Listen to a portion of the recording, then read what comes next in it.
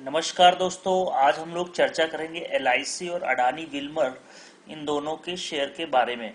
दोस्तों, एक बड़ी खबर ये है कि एलआईसी और अडानी विल्मर एमफी यानी कि association of mutual fund in India large cap में इनको शामिल करने जा रहा है। तो दोस्तों, इसका इफेक्ट क्या होगा अडानी विल्मर के शेयर और एलआईसी के शेयर दोनों पर, और कितना प्राइस मूवमेंट अपसाइड आ सकता है और क्या टारगेट प्राइस बन सकते हैं। तो दोस्तों, कंप्लीट वीडियो देखिए, आपको एक एक डेप्थ में एनालिसिस करके बताएंगे। तो दोस्तों, हमें लाइक एंड सब्सक्राइब करें, और अगर आप इंट्राडे ट्रेडिंग करते हैं तो हमारे टेलीग्राम चैनल से जरूर जुड़ें, जिसका लिंक डिस्क्रिप्शन बॉक्स में दिया गया है द ट्रेडिंग बुल्स के नाम से।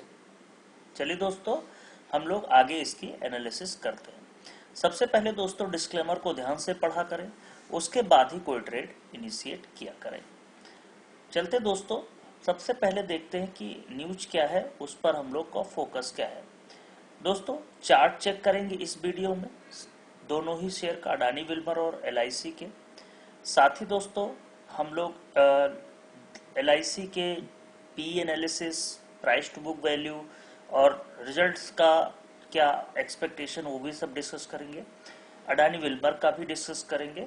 लेकिन दोस्तों, उससे पहले हम लोग डिस्कस कर लेते हैं इन दोनों का जो एमफी ने रिक्लासिफिकेशन किया है, यानी कि लार्ज कैप की लिस्ट को अपडेट करने जा रहे हैं। उसमें दोस्तों एलआईसी और अडानी विल्मर डेब्यू करेंगे एज ए लार्ज कैप। इसका इफेक्ट क्या होता है दोस्तों, कि जैसे ही लार्ज कैप में कोई भी शेयर शामिल होता है, ये कैपिटलाइजेशन इन क्यों शामिल होता है, पहला एक रीजन इसमें देखा जाता है दोस्तों, हर क्वार्टर से 6 महीने के बीच का मार्केट साइज। तो मार्केट साइज में कैपिटलाइजेशन देखते हैं, तो जनवरी से जून के बीच में कैपिटलाइजेशन जो है वो एलआईसी और अडानी विल्मर का 50,000 करोड़ से ऊपर का है। मार्केट कैप काफी ऊपर, 50,000 से ऊपर है। अब देखें तो एलआईसी और अडानी विल्मर दोनों लार्ज कैप की कैटेगरी में आते हैं, नए डेब्यूटेंट भी हैं।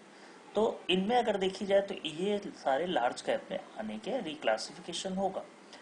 और दोस्तों, इसका फायदा ये होता है कि जो लार्ज कैप के फंड होते हैं, जिसमें सबसे ज्यादा पैसा आप क्या देख सकते हैं, चाहे वो एसबीआई का लार्ज कैप फंड हो, यूटीआई का हो, एक्सिस का हो, एचडीएफसी, किसी का भी लार्ज कैप फंड हो, इन सारे फंड में पैसा लगाते हैं। और सबसे बड़ा जो अमाउंट जाता है वो लार्ज कैप फंड में ही लगाते हैं।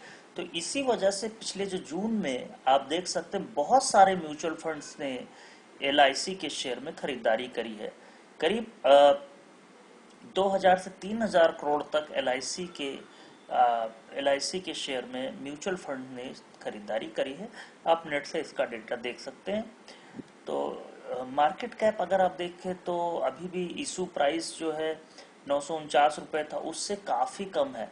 अगर हम कंपैरिजन करते हैं अदर जो इंश्योरेंस सेक्टर है, वहां से अगर हम कंपैरिजन करें एचडीएफसी लाइफ, आईसीआईसीआई प्रूडेंशियल और इन सब से कंपैरिजन करते हैं, तो कहीं ना कहीं एसबीआई लाइफ, तो हमें एलआईसी का शेयर काफी अंडर वैल्यूड नजर आता है। अब अगर हम देखें तो जो रिटर्न वाइज 230 रुपए का अडानी विल्मर का शेयर था, जो कि डबल पे है, और 949 पे इशू प्राइस था एलआईसी का, जो कि 663 पर है। तो दोनों ही अगर लार्ज कैप में शामिल होने के, दोनों को प्राइस मूवमेंट होगा। और बहुत सारे शेयर मिड कैप से स्मॉल कैप में आ रहे हैं, लार्ज कैप से मिड कैप में आ रहे हैं, तो ये चीज़ें, इसमें चेंजेस होंगे। अच्छा, एक चीज़ और है, एक चीज़ देखिए यहाँ पे, एलआईसी का जो शेयर है वो 104 के पी पे अभी भी अवेलेबल है, प्राइस टू बुक वैल्यू 13 के, डिविडेंड यील्ड भी 0.22% की है। दोस्तों, बहुत बड़ी 4 लाख करोड़ की कंपनी है मार्केट कैप, और डेथ देखिए ना के बराबर है। और यहाँ से आप देख सकते हैं अर्निंग पर शेयर लगातार इंप्रूव हो रहे हैं, जो कि एक अच्छी चीज़ है। रिटर्न ऑन इक्विटी भी अच्छी बनी हुई, कैश फ्लोज भी ठीक है। तो फंडामेंटल वाइज एलआईसी के शेयर में कोई कमी नहीं नजर आती, थोड़ा बहुत पी ज़्यादा हो सकता है।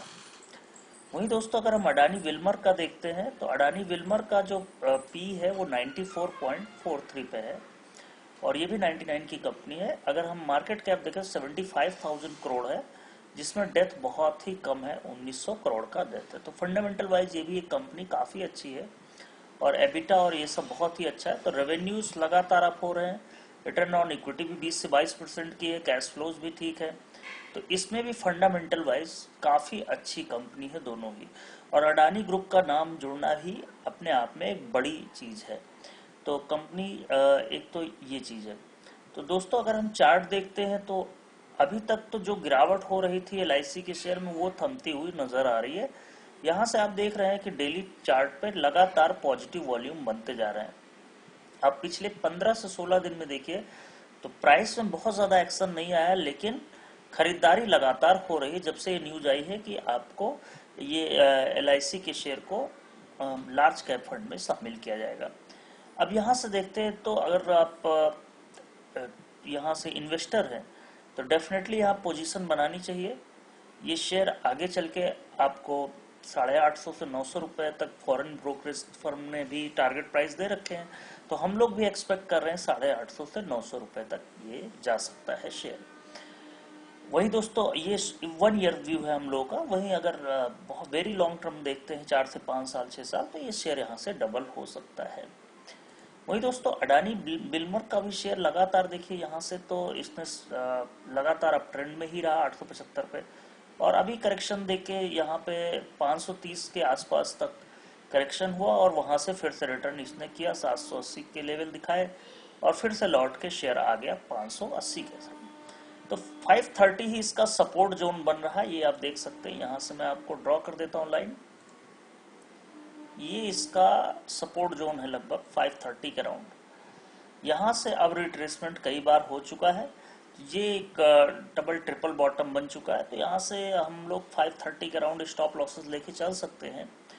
और अपसाइड दोस्तों ये 771 एक रेजिस्टेंस की तरह काम करेगा, हालांकि जो मेजर रेजिस्टेंस है वो 875, और इसको क्रॉस होने के बाद ये शेयर दोस्तों फिर से आपको डबल होता हुआ नजर आ सकता है।